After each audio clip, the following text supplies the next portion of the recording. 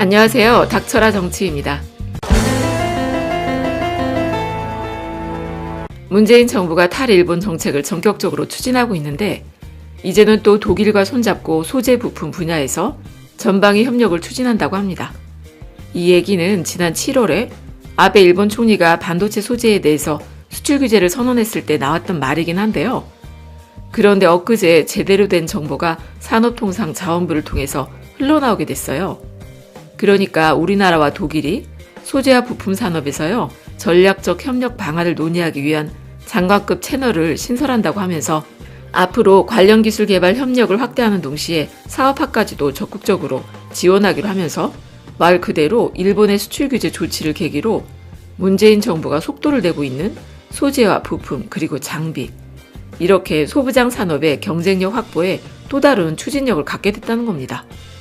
참고로 지난 10일 산업통상자원부에서는 성인모 장관이 독일 현지를 방문해 페터 알트마이어 경제에너지부 장관과 만나서 합의했다고 밝혔죠. 그리고 한국과 독일은 우선 소재와 부품 분야를 중심으로 해서요, 산업협력 증진을 위한 포괄적 제도적 토대가 필요하다는 인식에 따라서 앞으로 조만간 산업협력 의향서를 체결하기로 했다고 합니다. 그러니까 앞으로 새롭게 신설될 이 고위급 채널을 통해서 소재와 부품 같은 분야에 실질 협력을 위해서 협력과제 발굴과 후속 조치 이행을 위한 실무그룹도 운영하기로 뜻을 모았다는 것이죠. 그리고 또 문재인 정부는 한 발 더 나가 유럽의 중심부라는 지리적 이점과 경쟁력이 있는 기초과학 제조기술을 보유한 동유럽의 관문 헝가리하고도 협력을 강화키로 했어요. 이 헝가리란 나라는 삼성전자를 비롯한 170개 한국 기업이 진출해 있고요. 자율주행차를 테스트할 수 있는 트랙과 레이저 연구센터 같은 첨단 인프라를 확보하고 있어요. 그래서 우리 정부에서는 이런 인프라와 기초과학 기술력을 보고서 앞으로 전기차 등이나 신산업과 관련한 소재 부품의 생산 거점으로 헝가리를 지목한 것 같은데, 성인모 산업통상자원부 장관과 버르거 미하이 헝가리 재무부 장관이 지난 12일에 만나서 한국과 헝가리의 산업기술협력 양해각서를 체결했다는 겁니다. 그래서 양측은 앞으로 재료나 바이오, 정보통신기술, ICT 같은 분야에 더 나아가서 의약품이나 의료기기 분야에서도 성과를 창출하겠다는 거예요. 그리고 참고로 한국의 대헝가리 수출이 2017년부터 크게 증가하기 시작해 지난해 2018년엔 수출액이 19억 7천만 달러에 육박을 했는데요.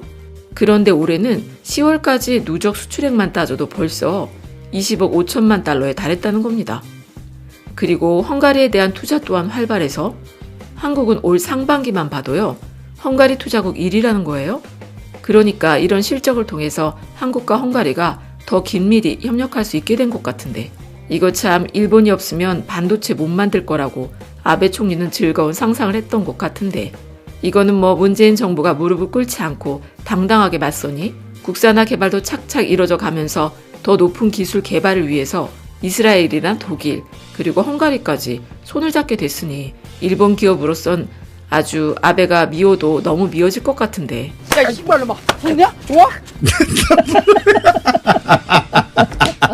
얼마나 아베가 싫으면 일본 기업 5곳 중에서 4곳이 아베 신조는 이번 임기를 끝으로 자민당 총재에서 물러나야 된다는 여론조사 결과도 나왔죠? 에라 이 호러 새끼야! 그것도 얼마나 심각한 상황이냐면 이 여론조사 결과가 일본의 여론조사 기관인 니케이 리서치에서요, 지난달 11월 20일부터 12월 2일까지 일본 내 중대형 비금융 기업들 502개 업체를 대상으로 실시한 여론조사 결과라는 겁니다. 그러니까 일반 일본 국민들을 대상으로 한 여론조사 결과가 아니라 기업들을 대상으로 한 여론조사라는 거예요. 그런데 일본 기업 5곳 중에서 무려 4곳에서 아베 신조 총리가 능력이 없다고 물러나야 된다는 거니까 아베 입장에서는 심각해도 보통 심각한 상황이 아니겠습니까? 에라 이 등신 같은 화! 등신 같은 화! 좋냐? 좋아? 아이고 진짜. 더구나 이제는 우리 한국을 향해서 허구한 날 막말을 날리고 혐한을 조성해서 지지율 좀 올리려던 꼼수도 먹혀들질 않으니 외교적 카드가 점점 줄어들 수밖에 없다는 거겠죠. 아니, 생각을 좀 해봐요. 일본 아베 정부가 우리 한국을 향해서 반도체와 디스플레이 핵심 소재 3개 품목에 대해서 수출 규제를 강화한다며 무역 전쟁을 벌인 지 벌써 6개월이나 됐어요. 그런데 그렇게 우리나라 망한다, 우리는 일본한테 안 된다, 반도체 소재를 우리가 개발하는 데는 1년에서 2년, 심하면 5년까지 간다며 금방이라도 나라가 망할 것 같이 떠들던 사람들, 지금 다 어디에 숨어 있나요? 참고로 일본이 무역전쟁을 벌인 후 지금까지 어떻게 됐냐면 지난 7월부터 10월까지 일본의 대한국 수출이 작년과 비교를 했을 때 한국의 대일본 수출보다도 2배나 더 감소했다는 겁니다. 그러니까 한마디로 말해서 일본의 수출 규제가 오히려 일본의 수출을 약화시켜버리는 역대급 부작용을 낳았다는 셈인데, 올해 7월부터 10월까지 일본의 대한국 수출은 1조 6,433억 엔, 그러니까 약 150억 1천만 달러가 되는데 작년 7월부터 10월까지를 비교해보면 14%나 감소했다는 겁니다. 반대로 7월부터 10월까지의 대일본 수출은 101억 9천만 달러에서 94억 8천만 달러로 7%가 줄었다고 하네요. 그러니까 일본이 우리 한국보다 2배가 넘는 손해를 봤다는 확실한 결과가 드러나는 것 아니겠습니까? 그리고 더구나 일본이 경제전쟁을 걸은 건 그냥 단순히 강제징용 배상 판결을 붙잡고 시작한 거로 생각을 할 수 없는 게, 아소다로 부총리의 입에서 한국의 제2의 IMF를 부를 수도 있다는 식으로 금융 제재까지 거론을 하기도 했었죠. 그러니까 지금 엄청난 부채에 허덕이고 있는 일본 아베 총리나 극우 정부가 무서워하는 건 바로 우리나라 문재인 정부가 경제적으로 일본을 이기는 것 아니겠습니까? 세계경제포럼 WEF가 발표한 우리나라 국가 경쟁력 순위는 13위입니다. 13위. 그것도 경제가 어렵다는 올해 2019년에 작년보다 2단계나 더 상승한 13위라는 거예요.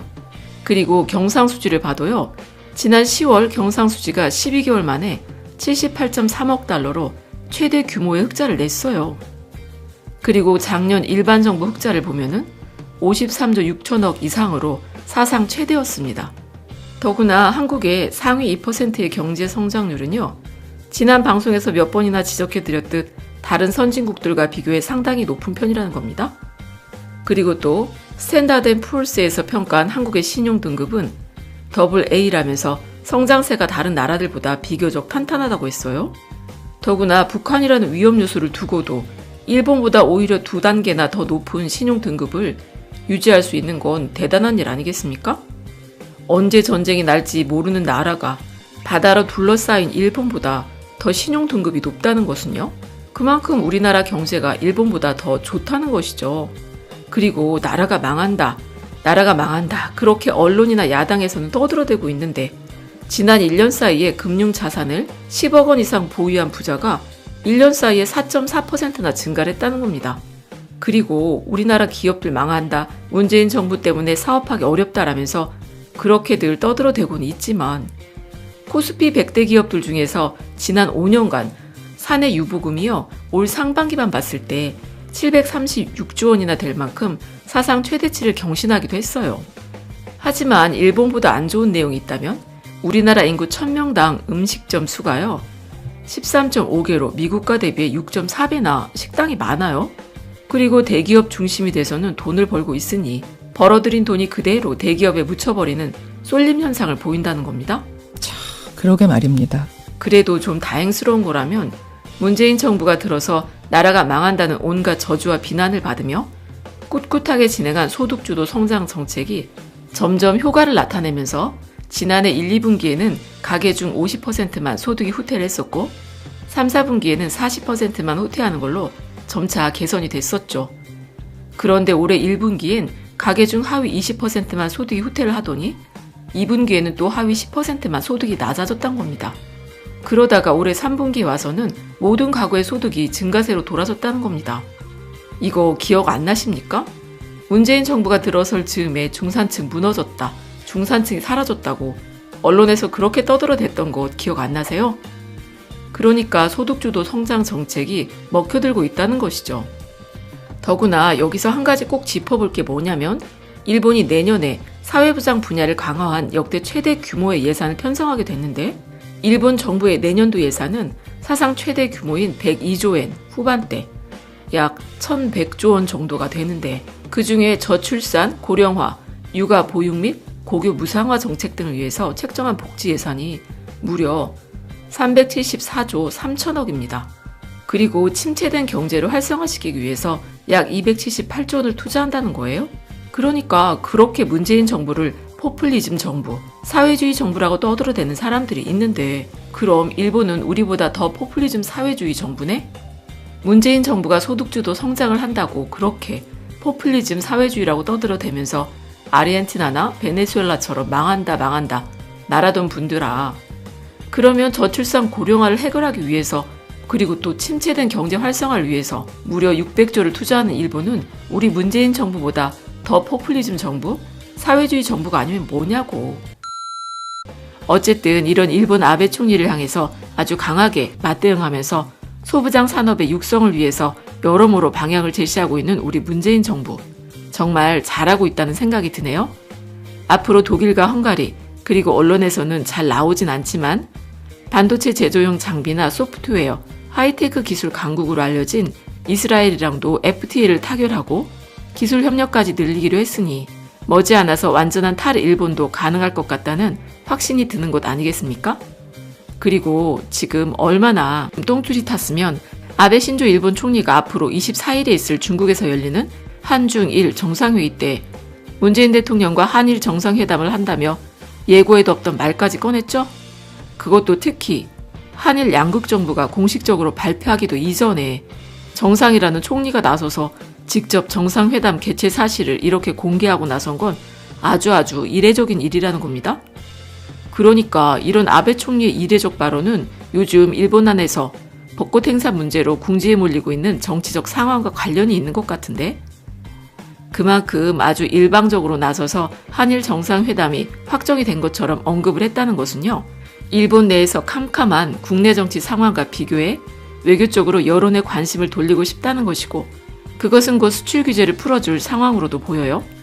그러니까 여론의 관심을 외교 쪽으로 돌리려 하는 건 그만큼 성과를 내려고 작심한 것 같다는 생각이 드네요. 어쨌든 그래도 이미 반도체 소재 같은 건 일본 제품이 없어도 전혀 이상이 없다고 우리 국내 기업들 엔지니어들 입에서 그런 말들이 흘러나오고 있으니, 거기다 또 더 좋은 기술을 개발하기 위해서 문재인 정부가 아까도 말씀드린 것처럼 독일이나 헝가리 그리고 이스라엘 같은 나라와 기술 협력을 추진한다고 하니까 더 이상 일본의 경제 식민지 노릇은 그만둬도 괜찮은 상황이 오는 것 아닌가 기대가 됩니다. 그럼 끝까지 들어주셔서 감사드리고 좋은 의견 있으시면 댓글로 많이 남겨주세요. 감사합니다.